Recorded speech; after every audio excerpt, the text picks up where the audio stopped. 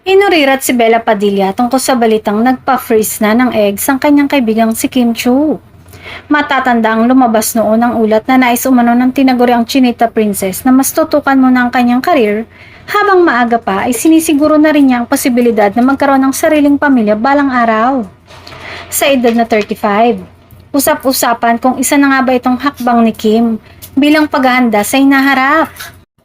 Lalo't sinasabing habang nagkakaedad ang isang babae ay mas nagiging limitado ang tsansa nitong magbuntis. Para sa marami, praktikal at empowered na desisyon ng egg freezing, lalo na para sa mga babaeng nais i-balance ang personal na buhay at profession.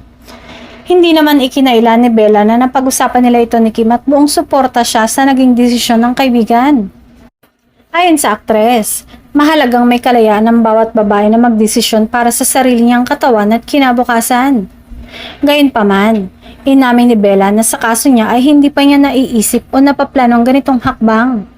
Aniya, iba-iba ang timeline ng bawat isa pagdating sa pagbuo ng pamilya at sa ngayon ay wala pa ito sa kanyang prioridad. Natanong din ng aktres tungkol sa naging hiwalayan nila ng kanyang foreigner na ex-boyfriend.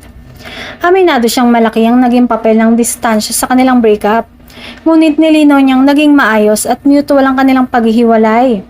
Sa katunayan, ibinahagi pa niya na bumisita ang kanyang ex sa Pilipinas last year. Samantala, usap-usapan din ng mystery guy na nagpadala sa kanya ng flowers noong Valentine's Day. Bagamat tikom pa ang bibig ni Bella sa detalye upang hindi umano masilat, kinumpirma niyang may isang espesyal na tao ngayon na nagpapasaya sa kanyang puso.